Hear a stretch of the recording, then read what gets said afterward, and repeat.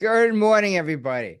According to the official timekeeping system of the United States of America, my Verizon cell phone not paid off at exactly 10 o'clock Eastern time. And if you're attending from another time zone, it may be a little bit earlier there. Thanks so much for joining us today. This is the Social Security Open Forum sponsored by the National Social Security Advisor Certificate Program. We've trained about 6,000 advisors since January of 2013, and 2,700 or so have earned our certificate. We've been teaching our class, I guess, Jim, 11 years now. This is the 11th year. It's a long time. But our mission is pure and simple, is to educate. All right. Anyway, I'm Mark Heiner, your co-host in my holiday sweater still. Joined by Jim Blair. Good morning, Jim. How's the weather in your area of Cincinnati? Well, it's not raining, so I'm going to say it's okay. Any leaves on the ground? Yeah, they're still there. Okay. Yeah, I've got a few too. A little bit of snow on the pine trees out back. So anyway, you know the drill. If you have a question if you have a question, you raise your hand. I'll get to you right away. I do know that Mark would like. Yep, you've raised your hand, Mark. So I'll let you go. Oh, by the way, I still need to say to Teresa, I'm sorry about the Steelers. Oh, my Browns didn't do too well either. They were what? Yeah, 44-14. I don't think it's 44-14, but I think they lost by 30 points no matter how you slice it. It was a tough Baltimore playoff didn't do season. so well either. What was your score? I have no idea. I turned it off. Well, you get to see who the pretenders are. Yeah. I am a little jealous though with the Chiefs being back in there. I'll tell you that now. Any Kansas City fans on this call? Congratulations to Kansas City and San Francisco for making it to the Super Bowl. Okay, Mark, I will go ahead. Oh, and you go for it. You're on. Thanks. Well, hello from Ravens country this morning. So it's Ravens country. Okay. I was rooting for you guys. It's a quiet day here. So the timing is going to be better. I got an email from an attorney on Friday. So he has a situation where his client is a surviving spouse and has about an $18,000 a year cash deficit in his cash flow and has not claimed Social Security yet. But the question was, so he's 68. And so I did a little homework. So that would have made his full retirement age 66 and 2 months. The full retirement age Social Security would have been $3,500 a month, which is plenty to fix the cash flow problem. But his spouse's benefit at full retirement age would have been $2,500 a month. Again, enough to fix the cash flow. So the question was, is it better? Is there a strategy here, Jim and Mark, where it would be better for him to claim his spouse's for 2 years and let his Mark. I hate to say this, but when we teach our class, we tell our students never to ask us anymore if they can claim a benefit off their spouse while allowing their benefits to grow and earn delayed retirement credits. I remembered that, but I wasn't sure, and I wrote it down. And okay. Around it, I was like, is there any exception to this rule before I call this guy back? So I was like, I wanted to preface it by saying, I know it's like the question you don't ask, but I just want to make sure that I've looked, because it's an attorney, that I've looked at it from every angle. Jim, you're nicer than I am. Go ahead and answer the question, please. I'm a Browns fan. I'm not nice at all. My brain was going somewhere else. Did you say the spouse is the spouse living or deceased? No, the spouse passed away. In that case, then yes, they can draw off of the spouse's work record, and then wait and take their own at age 70 with the delayed retirement credits. That's definitely a good strategy. I thought you said the spouses were alive. I do apologize. Okay, and that's where I got. But they just this example is like the same as here now. Oh. Yeah. So what was that, Mark? No, go ahead. Go ahead, Mark. Mark Riggs. No, that was my question. So I just wanted to make sure that was a viable strategy, was draw hers, because that solves the cash flow problem by about 12 grand a year, and then let his continue to accumulate until he's 70 and then switch over to his. Yeah, and especially with hers being pretty well up there, 2,500. why not take hers and earn those delayed retirement credits? Plus he can, of course, we're still in January, so if will either, he should call and make the appointment before the end of this month, because he can go back 6 months. If he waits till, what is it, Thursday, he loses another month. So he should at least call and make the appointment by the 31st. Okay. Mark, I apologize. No, that's okay. But I knew there was some issues around spousal benefits, which is why I wrote them down and circled Yeah. it. So don't worry, Mark. You are a winner of a $50 Amazon gift card. Okay. All right. Because I was way too quick on talking about spousal benefits. So Mark, you win a $50 gift card. Well, thanks, Two Mark. others will also win it, but you definitely get it. All right. All right. Well, thank you, Jim. Thank you, Mark. All right, no problem. All right, Jeffrey, you raise your hand, go for it. And I won't say anything this time, no matter what the question is. Oh, you're muted, Jeffrey. You mute, Jeff. Sorry about that. I That's don't know okay, how I go got for mute. Feel free to jump all over me if you want Oh. to, but I don't think you will. You'll need to. So I'm not only a daily money manager, I am a rabbi, and I actually did congregational work for 14 years. When I was ordained, I had the opportunity to opt out of Social Security based on religious grounds, because, you know, when you're a clergy person, what you really want to do is opt out of a program that's going to help people not starve to death, on a religious ground. However, it also meant that my congregations did not have to contribute to Social Security for me, and unless they wanted to out of their goodness of their heart, which meant, of course, that they didn't. So for years, I've been worried that my record wasn't correct. And I finally went in, got my record, and thank God it is correct. My question is, number one, if you want to comment a little bit on some of the things for clergy, because that wasn't covered in the class, because it's so rare. And number two, if my record wasn't correct going back years and years and years, what would I have had to do to correct it? Well, first of all, Jeffrey, I did not realize that congregants can contribute to the Social Security for a clergy person. I didn't know they can do that. Is that Well, true? I'm not sure, since my congregations never wanted to pay the 7.5% or 7.25%, whatever it Well, is. it's My true. my congregations never did it. There are some congregations apparently who either do it directly Okay. or who give it to the rabbi to the rabbi or cantor as a reimbursement. Okay, and that could be. I mean, it's true. If you do have FICA earnings, the synagogue or temple or whatever church will pay their share of the FICA tax. We're not going to really respond in reference to FICA when it comes to ministers or rabbis. It's just too confusing. I never understood housing allowance myself. Jim, though, address the question about how to correct your earnings statement. Yeah, the way you correct your earnings statement is you have to have proof of the earnings. So you would need W-2 forms, or if it's self-employment, you're going to have your tax return with the Schedule SE for the years that are in question. And then they will take those and review it, and sometimes they may contact the company if it's still around if they have any questions. But generally with the W-2, they'll go ahead and add that in for you. The problem is having the information from years in the past. And if you don't have anything, it just doesn't get corrected.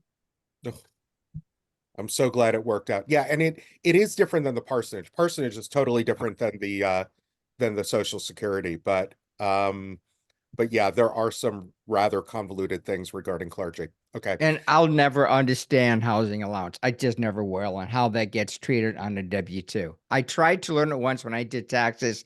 I screwed it all up. I'm sure I did. I could talk a little bit about it, but it's beyond the scope of Social Security. But Yeah. But thank God then that it was okay because quite frankly, I didn't have everything going back to 2001. So Yeah, yeah. So luckily you were fine. yes, yes. Thank you. Okay, thanks, Jeffrey. Allison, you're up next. My question is regarding CDB, Childhood Disability Benefits, that was formerly called DAC. What my question is when the SSI recipient is working, when do they lose their status as CDB? For instance, if they make over SGA 1 month, do they lose their status of a disabled adult child, or is it a year? I understand if they get married and stuff like that, that they lose their status. I'm just trying to find out what earnings makes them lose their CDB status. Yeah, the thing with the earnings would be based on SGA, and they should have a 9-month trial work period where they can work and try to go back to work and still receive their benefits, which is not consecutive, so it can be over time. So they're going to look back and see the months that they've tried to work. So they will give them that short period of time and not terminate their benefits. But once they've reached that 9-month trial work period, they'll do a new review. And if they continue to work, they'll lose their benefits. If they don't, they will continue. So depends on what they do from that point forward. So basically, if a kid works and they are under SGA, as long as they're under SGA, they'll continue for their childhood disability benefits. But after they've been over SGA 9 months, not necessarily consecutive, then that's when they're going to lose their ability to be covered under a parent's record. That is true. Now, one other thing to keep in mind, though, oftentimes these individuals are working and they get assistance at their job. It depends on their disability, but if they're not performing the full duties of the job, but the employer is paying them anyway, or they provide them assistance to help them work, then all that can be deducted from their earnings to get them under SGA. So unless they actually just go to work, they do the full range of duties for the job, then Social Security can look at the assistance they receive and reduce their pay for the SGA purposes for the assistance that they receive. So the employer would just need to submit the assistance. So for the example that an employer is paying a person, but they're not able to do the full job, then the employer just sends a letter and confirmation of what they're paying above and beyond that is really not being worked. Yeah, the disabled child, or their representative payee, if they have one, would tell Social Security that they're not doing the full range of the job, and Social Security would contact the employer and get that information. Thank you.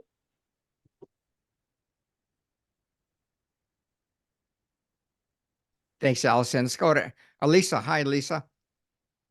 Hello. I have 2 questions. I think the first one's easy. All right. So the first one, I was asked, there's a wife who receives a government pension from the state. So she doesn't receive Social Security benefits. She wants to know, does she have to go back to work to earn some Social Security credits in order to receive her husband's survivor benefit? And he's still alive, but she's just planning ahead. I don't know what she's planning, but we'll have to make sure we don't see her in the news. Her going back to work doesn't help her with her husband's survivor benefit. The only thing that controls that is the amount of her pension. And 2/3 of her pension comes off of whatever the survivor benefit would be. If that's more than what she would receive, she won't receive anything. Right. So it's just based on her pension. Okay, that's what I told her. And then my second question is regarding the amount of money you can earn in the year that you turn full retirement age. The question was, how does the government know how much money you earned in each month?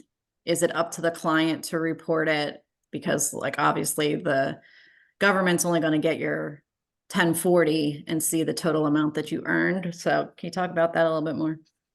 Well, they're gonna ask, and they'll generally take somebody's word for it unless it looks a little strange based on what they have on their records. If it's self-employment, generally what they'll do is they'll look at the earnings for that entire year and divide it by 12, and that's the monthly earnings. So they take the net profit and distribute it evenly throughout the month or throughout the year. And unless it's the type of employment that you can say, hey, look, I only work 6 months a year, then they'll look at it that way. The other is they'll look at your pay stubs and see what those show. And can Social Security see your pay stubs? well, they'll ask for them. Okay.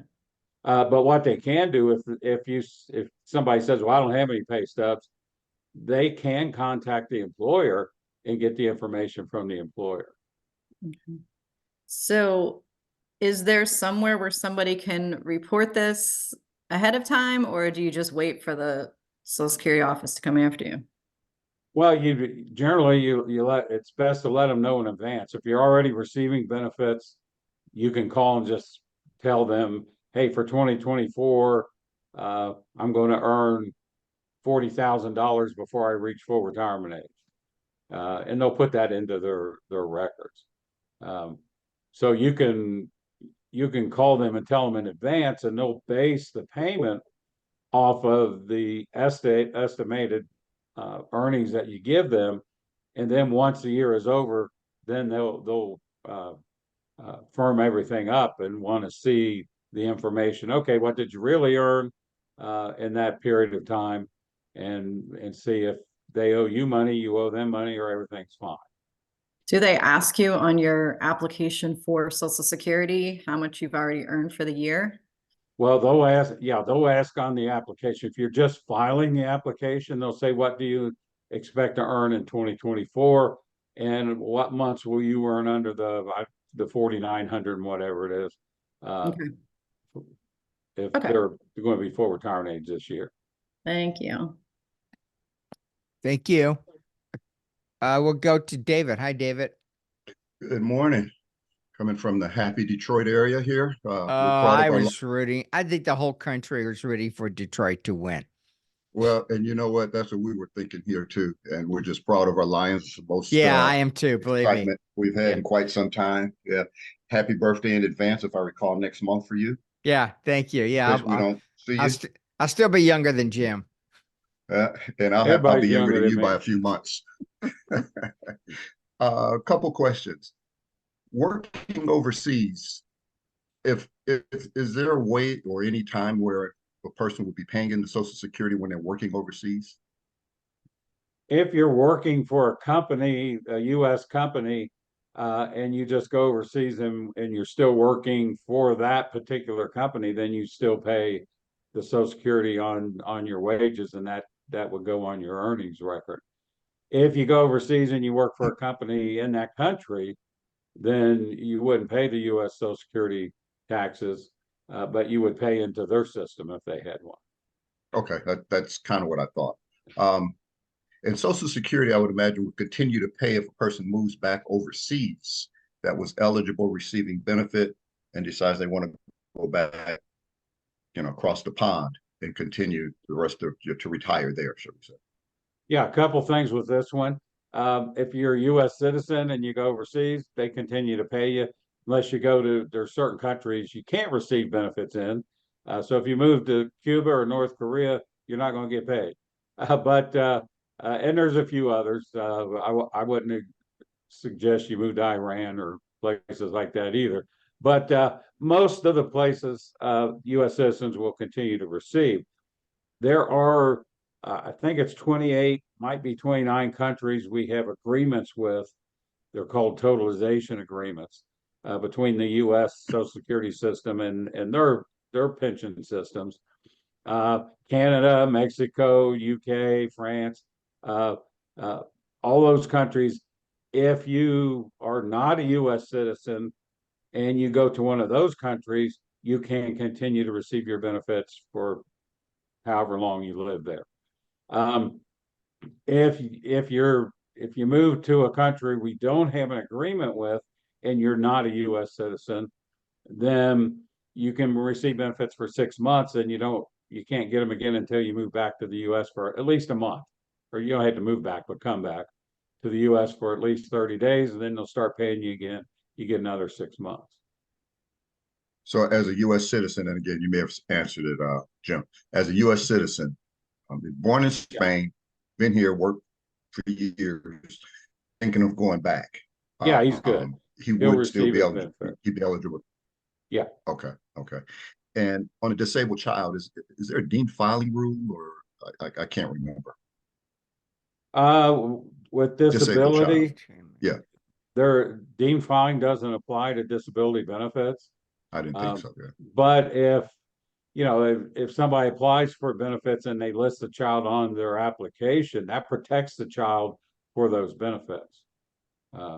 So they can go ahead and file, and if they can get a higher benefit, then they would want to do that. Okay. I think that's all I got for now. Thank you. Thank you. We'll go to Dan. Hi, Dan. Hey, hi, how are you? We're good, So, thanks. you're familiar with the debt clock, right? That website that shows the huge amount of money that United States owes in various ways, right? Currently over 34 trillion Mm-hmm. with the national debt and all the other stuff. But at the very bottom on the right, they list unfunded Social Security and also unfunded Medicare, huge numbers. I mean, I forget exactly, like 28 billion, some incredibly large number. So I'm always puzzled by that. It's a pay-as-you-go system. It's not permitted to, loan itself money. I mean, to go into debt to pay benefits. In 10 years, it's supposed to not have the money enough in its fund so that 20% of the benefits are going to be cut without any changes so where does that 28 billion or whatever it is in unfunded liability for Social Security, where is that coming from? If it's a pay-as-you-go system and it wasn't borrowing money. Well, Dan, I can't really give you 100% answer, but what I would figure is it's just based on benefits that are due over the next 75 years with the cash coming in. So, based on current law, over 75-year time period, you owe X and money coming in is X, so it's underfunded. Jim, what are your thoughts? Well, yeah, I just think, that Social Security has a surplus, $2.8 trillion, but that's in the form of US Treasury bonds. So while Social Security has access to $2.8 trillion, when they go to the bank, the government, to get that 2.8 trillion, where do they come up with the money?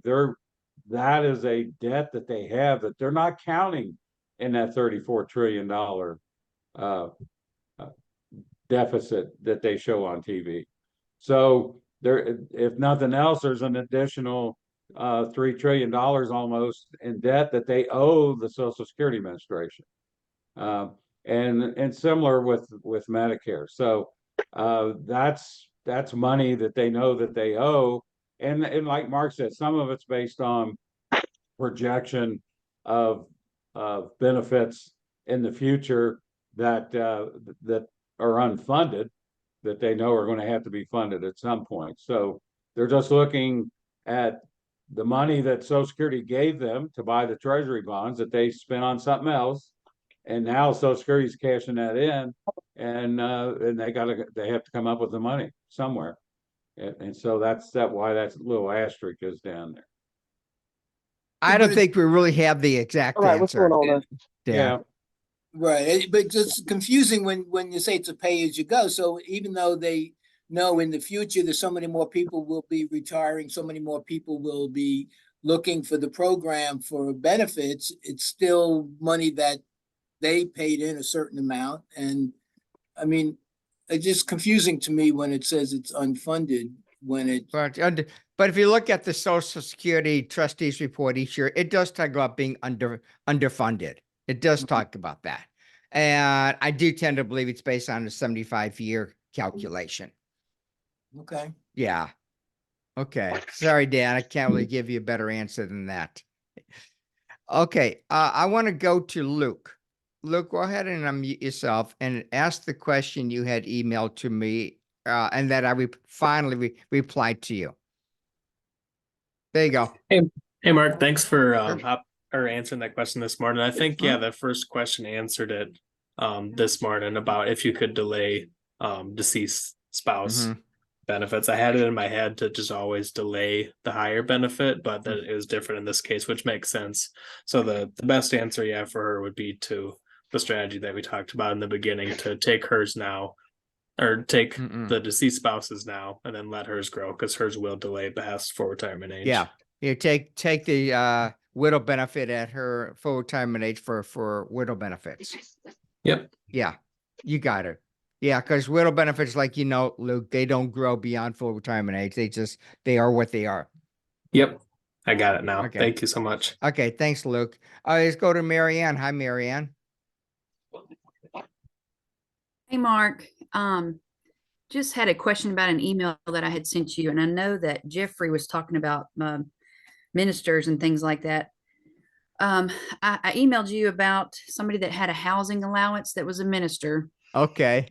and wondering if it counted towards their earnings limit test. But you did answer it. You said that you weren't sure Yeah. because it's confusing, and we did mention Well, that earlier. But I that wondered is if there true. was, yeah, it is, because they said that they contacted SSA.gov, or they called Social Security, and they told them that it depended on how you filed that income, whether it was on a 1099 or a W-2. But I'm just wondering if there is a conclusive list somewhere published out there that tells us what is and is not covered towards the earnings test, stuff like that, those little things that are gray that we could just go to reference. Does this count towards the earnings test? Because I get a lot of questions about, does this count? Does that count? Is there Jim, something out anything there? in Palms, Jim? Not exactly a list. It just talks about earnings that you receive as wages or self-employment, your net profit, but it doesn't really list what all those are. Yeah, I saw a little PDF pamphlet, and it kind of gives you general ideas. A lot of it's like Yeah. active versus passive, but there's nothing for all the little small gray things like the housing allowance and stuff like that. But I was hoping there was.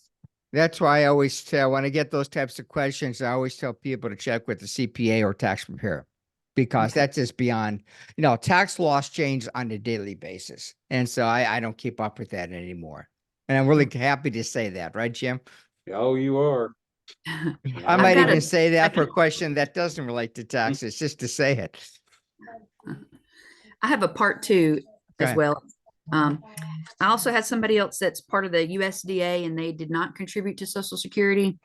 And I often come across people who are in like Louisiana state programs or postal service programs that didn't convert over to FERS.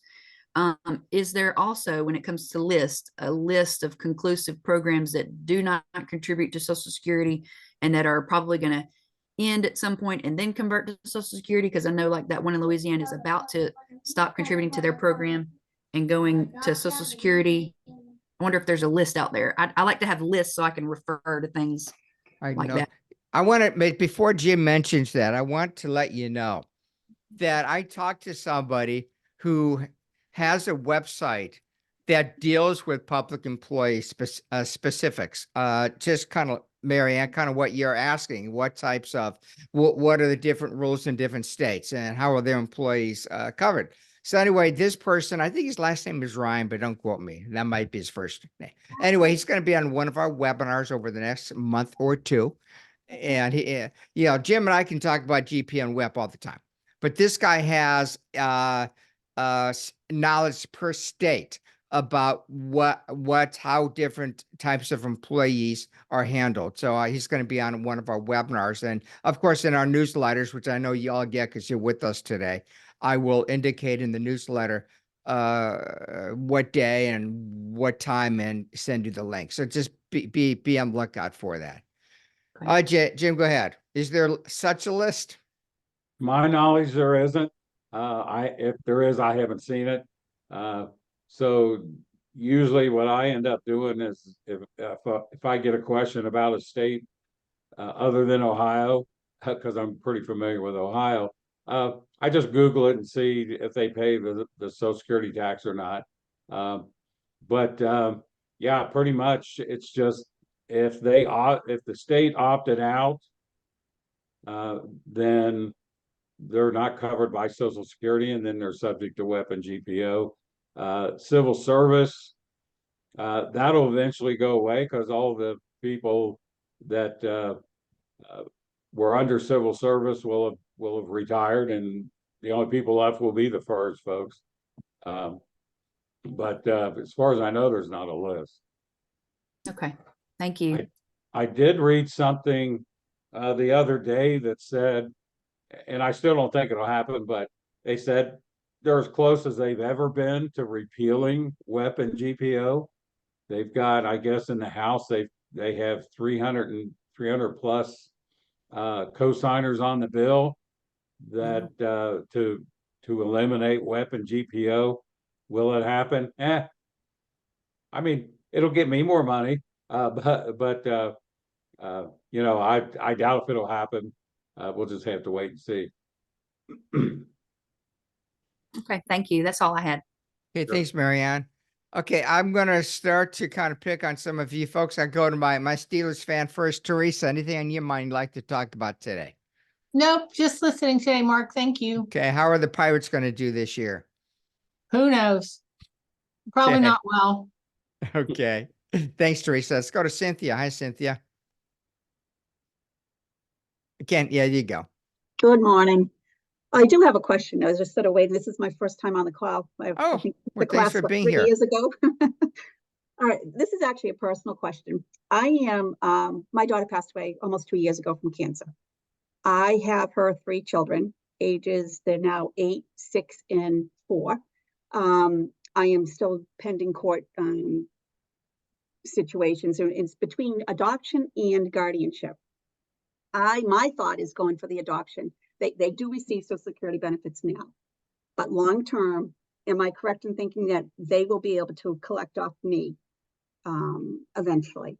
So that's one of my questions. The other part is I don't intend to retire anytime soon. I will be 65 next month. I think we share almost the same birthday. I think I'm the 15th. I think, are you the 14th? I'm the 13th. 13th, okay.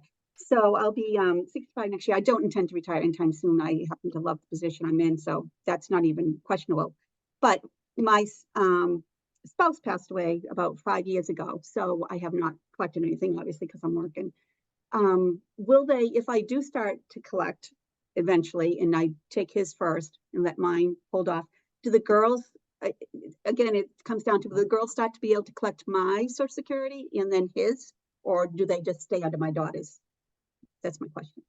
Well, because they're already receiving, if you adopt them, they'll stay on your daughters even until you file on your record, and then they're eligible for more, and then they would get the increase. Okay. So they don't lose any benefits if you do go through with the adoption. Okay. If you draw off of your deceased husband's record first, then they're not going to be eligible on his record. He wasn't the parent. And so they still wouldn't draw until you file on your record. Okay. Okay. All right. And how about if we go with the guardianship instead of the adoption? Do they not collect off me at all? They'll still collect off my daughters? They would still collect off your daughters. It depends on some stuff. For instance, the status of their father, their natural father. If he's living and he's not disabled, they wouldn't be eligible under the guardianship rules. Plus, you would have to get, and it looks like you're in that position, but you would have to make sure you have the guardianship in place before you start receiving your Social Security. Right, okay. All right, so the father is around, but that's what we're trying to, they're trying to terminate his rights altogether. But there's just, now it's a court thing between the adoption of the guardianship. And like I said, obviously I want the adoption for a lot of reasons. But so if he's still alive and they're in the guardianship, so they'll never be able to collect off of me, it will still remain under my daughters, is that correct? Yeah. They could only draw off of you if he is disabled. Okay, which he's not. Okay. Yeah. Okay, okay. All right, thanks then. That's all I have. Sure. Thank you. Thank you. We'll go to Doug. Hi, Doug. I don't think we've gone to you yet, Doug, have we? No, no, I'm okay. Hey, Okay. just quick question. Do the bin points change every year? Yeah, the dollar ahead. amounts change every year. Okay. Yeah. I was going to say they don't always change because they're, Jim, they have been a couple of years early on when we were together that the bend points were the same from one year to the next. Generally, they will change, though. There's no doubt the dollar amounts will change, but there have been some instances where they have not changed. Jim, do you Okay. remember kind of when that happened? When we first got together, bend point dollars did not change? No, I'd have to go back and look. Yeah. But to answer your question, Doug, Jim's right. Most of the time. All right, thank you. Thanks. Okay, Joyce. Hi, Joyce. Good morning. I'm actually just listening to all this good information and taking notes. I appreciate it. Thank you, Mark, and happy early birthday. Yeah, thank you. I appreciate it. Thank you, Joyce. And I'm rooting for the Chiefs in the Super Bowl. I'm not. Anyway, why are you rooting for the Chiefs? Well, yesterday I wanted Chiefs in Detroit. Okay. Chiefs won. Mm-hmm. Staying with the Chiefs. Okay. Thanks, Joyce. Let's go to Jade. Hi, Jade. Good morning, everyone. I actually don't have any questions today. I just passed my Social Security Advisors holder certification on Saturday. Okay. So I am just staying on board to keep the learning going. Thanks, Jade. Appreciate you being with us. Susan, hello. What? Susan. Good morning. Hi. So kind of following up on Doug's question about bend points, I'd sent you a question about an example that's in the 2023 handbook. Susan, I sent that to the publisher. Was it wrong? I don't know. He hasn't gotten back to me yet. Yeah. Okay. Sent it to Michael Thomas.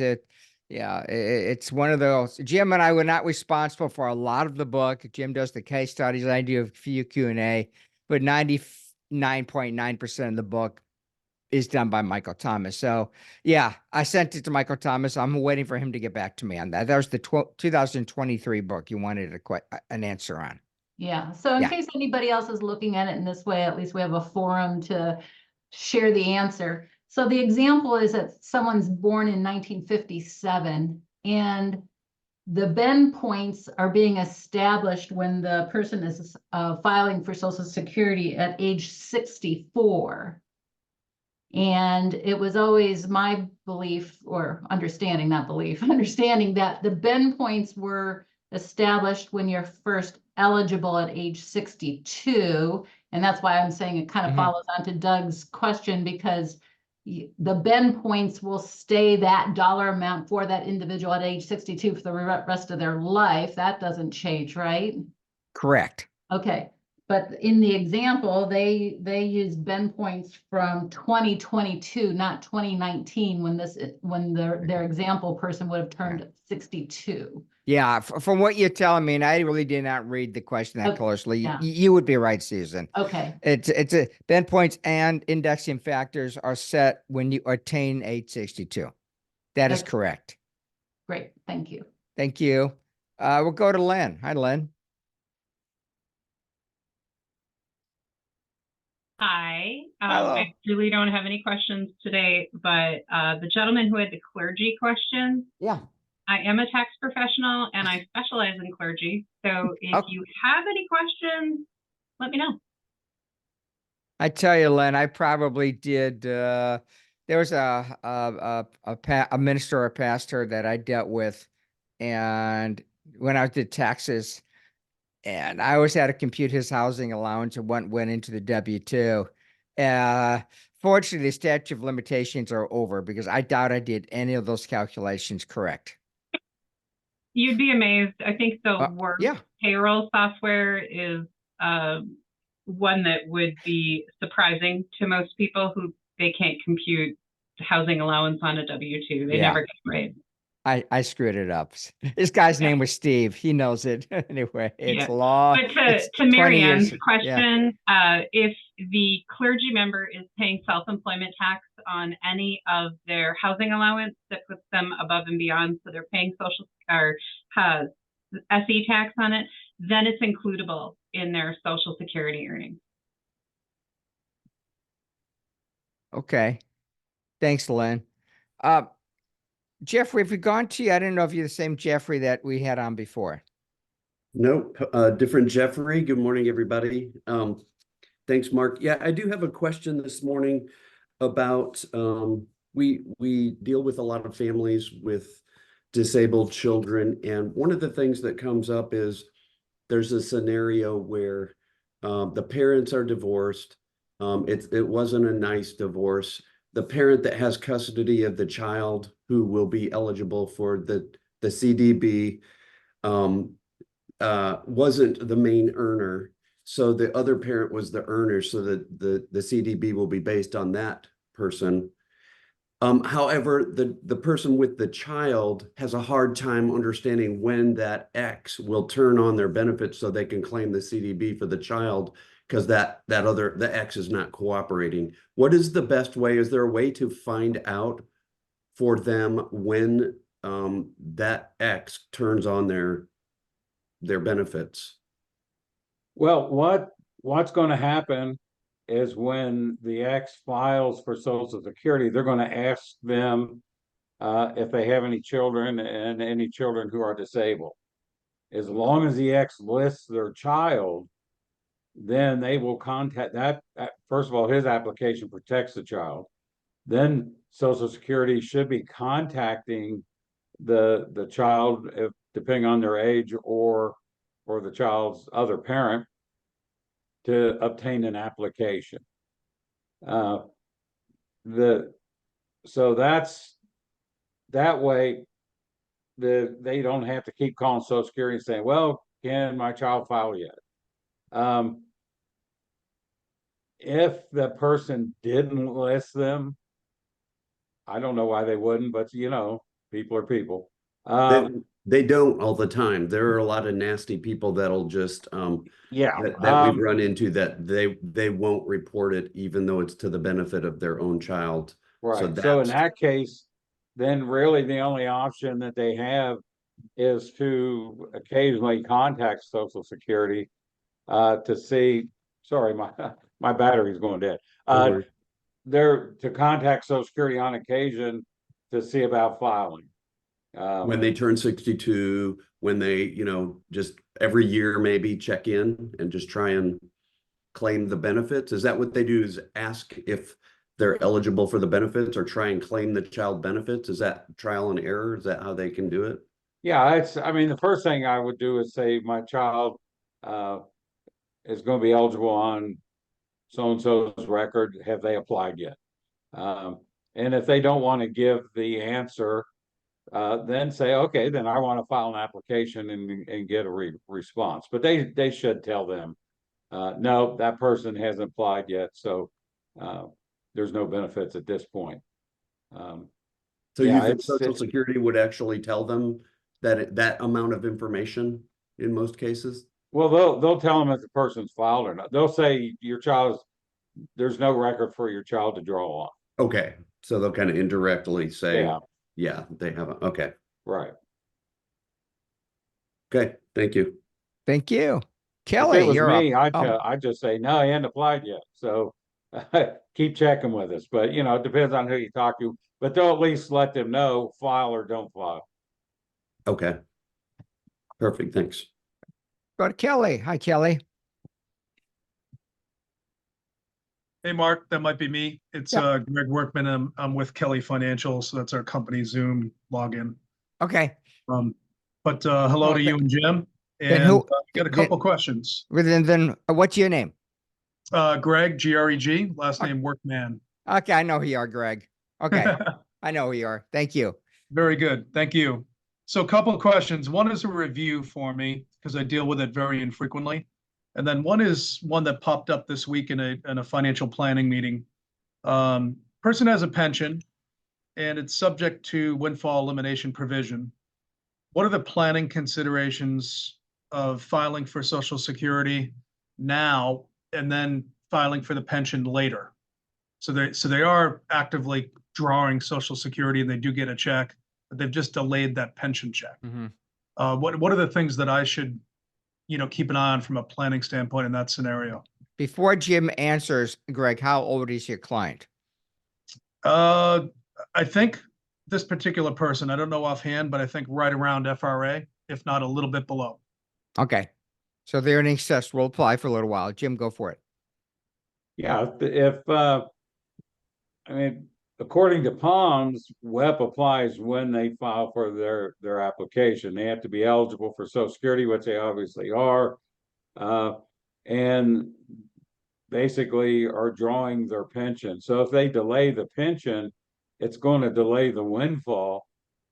That strategy never made a lot of sense to me. They're still giving up money. Windfall, the maximum reduction is no more than half of the pension.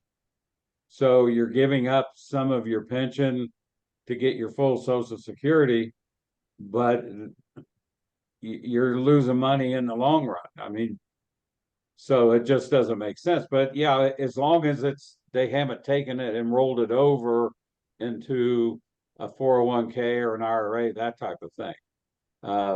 The answer is different if you roll it over, but if they just haven't applied for their non-covered pension, then they'll get their full Social Security. Okay, great. Thank you, Jim. And the second question, more of a review question.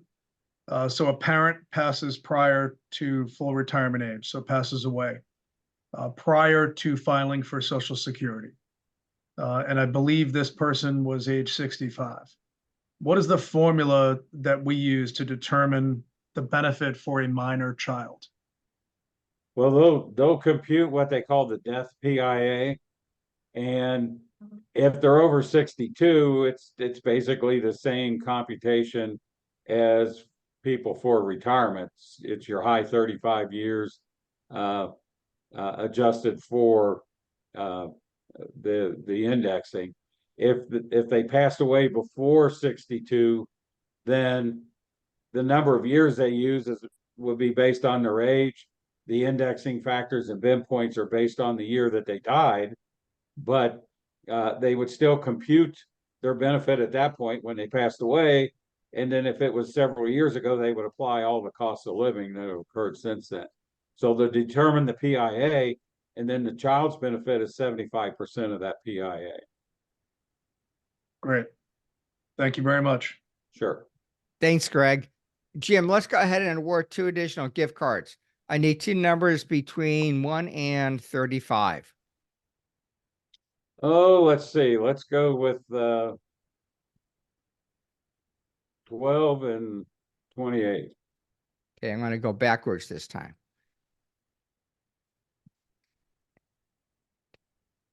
Missy, send me an email, please, to collect a $50 gift card.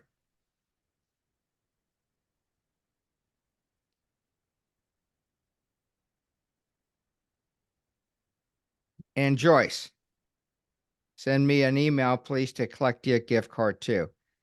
I don't think Mark is on this thing anymore, but I remember who he is, so I'll send him. So Missy and Troy, send me emails, and I will send it to my son Aaron, who's right now in Orlando, Florida, and he'll send you electronically send you the gift cards. Okay, let's go to Josh. Hi, Josh.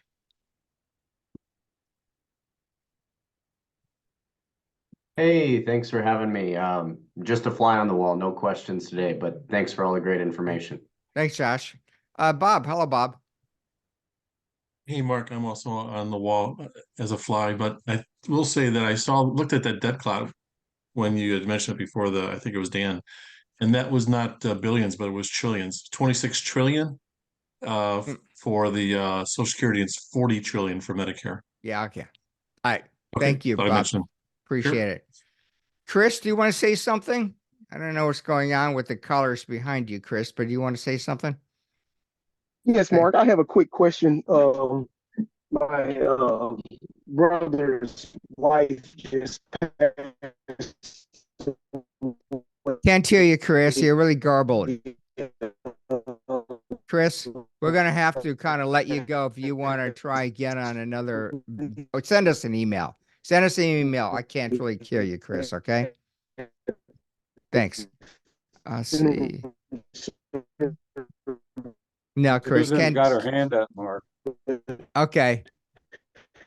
All right. Susan, go for it. Mark, Wait a second. okay. Under his account. Chris, can you hear me, Chris? Shake your head if you can hear me. Okay. Send me an email, please, because we cannot hear you. Okay. We'll go to Susan. Hi, Susan. Hi again. Can you explain in your from your newsletter that you just sent, what's this marketing systems? Like, why did you list it here? Okay. Yeah. The marketing systems is it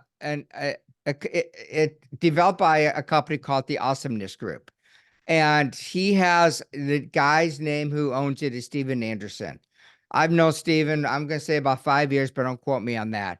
And he has developed some very good marketing systems that can really help you to grow your businesses. And so I sometimes reference him on some of the stuff that I do. Our company does earn an affiliate fee, so we have that type of relationship with his company. So I wanted to make sure you understand that. But I hear lots of positive comments from his marketing systems in the fact that they can really help you to grow and build your practice. That's why I mentioned it. Okay, thank you for that explanation. Thanks, Susan. All right, let's see. Bruce, I don't think you've said anything yet, Bruce, have you? No, I haven't. I'm just listening Oh, to go everybody. ahead. I'm just listening to everybody. Okay. And trying to get an understanding a little bit.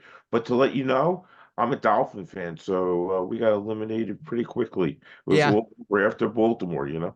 Yeah, well, join the I need a support group too, believe me. Okay. Go to Gary. Hi, Gary.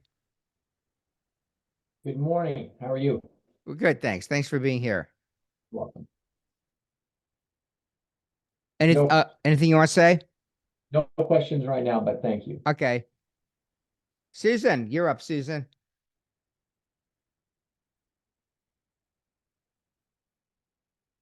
Susan, our? No, oh, a different one? Oh, yeah. Okay. Let's go. Go ahead, Susan. Okay. Denise. Hi, Mark. Hello.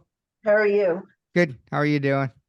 I'm good. I'm just listening to everyone. Someone in the group answered my one question about, I have a client who retired and was a labor union worker, and they put him right on an Advantage plan, and they were making him Medicare would make his Advantage plan go first and Medicare was second, and I wasn't aware of that until they told me it was called an Advantage plan, then it made sense.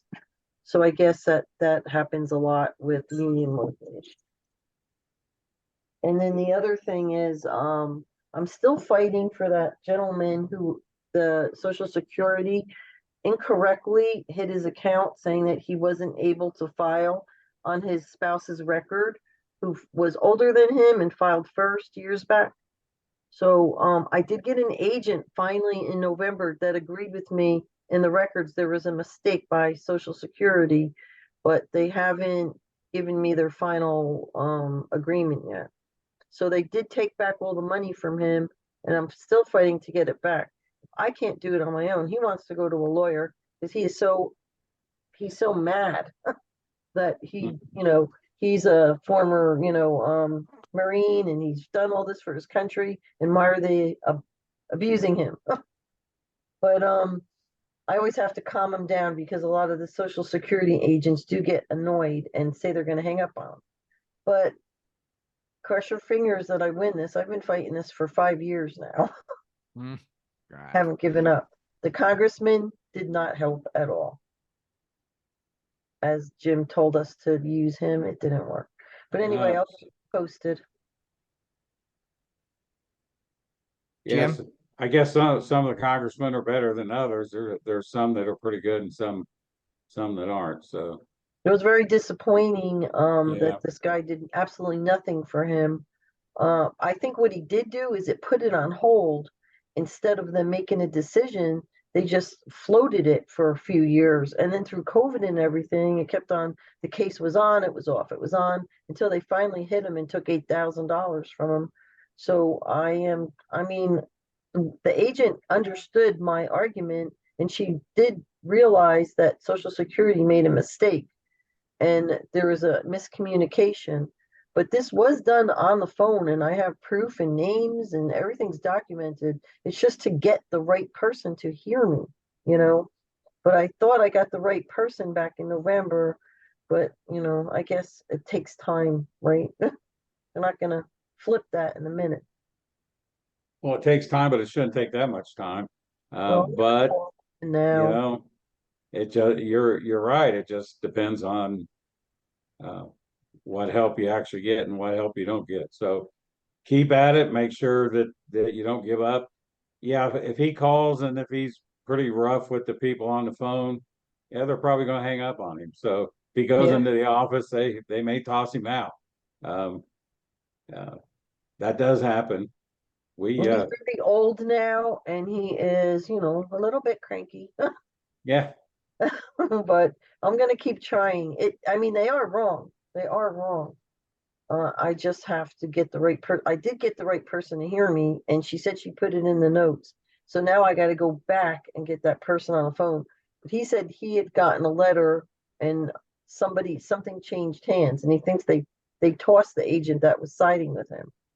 So Well, if they put it in the record, it's there. They can't remove it. So oh, good. Well, cross your fingers. I'm determined to keep going. But if I can't get anything at this point, he doesn't care how much it costs. He wants to hire a lawyer because he doesn't think they should win just by neglect.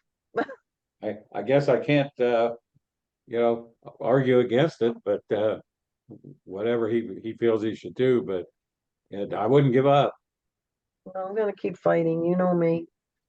I've been doing this for years. Why am I gonna stop now? But as a matter of fact, when I get off the phone, I'm gonna get him on and see if we can get onto Social Security today. One more time. Good luck. Thanks. All right. Have a good week and happy birthday, Mark. Thanks. Appreciate it, Denise. Let's go to Missy. We don't have a lot of time left. Missy, anything on your mind today? No, sir. I don't have anything. Just listening in for the first time in a long time. Thank you very Okay. much. Thank you. Nathan, you're up. No questions today. Just want to say I appreciate you guys. Good to see you, and happy birthday, Mark. Thanks. Appreciate it. Anna. Listening today for continuing ed credits, but I do have one question for the group. I have a high net worth client located in Miami, Florida. I'm in Atlanta, so I deal with them mainly Zoom, but they're interested in CPA. They're not happy with their current one. And so if anyone knows of anyone, please email me. I'll put it on the chat. Thanks, Anna. Appreciate it. Ethan, do you want to have anything on your mind today? Nope, nothing today, just listening. Thanks. Okay. Liz? Thank you. I'm also just listening for the CE credits. Okay. Excellent information. Appreciate it. Thanks. Alicia? No, just listening in. Thanks. Okay. I'm sure that's going to be the case with the last three. Lonnie?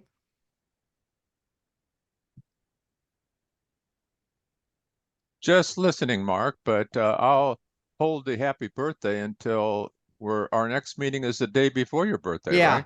let's go for that. Thanks, Lonnie. All right. Leslie, anything on your mind, Leslie? No, I did have a question, but since we're almost out of time, I will email it to you if that's okay. Yeah, that's fine. All Okay, right, I'll thanks. do that in just a few. Chandra, you're last on the list here. Anything on your mind today?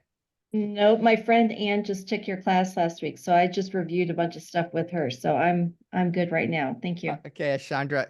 Well, thanks, folks. It's 11 o'clock Eastern time on the dot. Thanks so much for being with us, and we will reconvene in 2 weeks or so. Thank you. So see you later. Bye, Jim. Bye.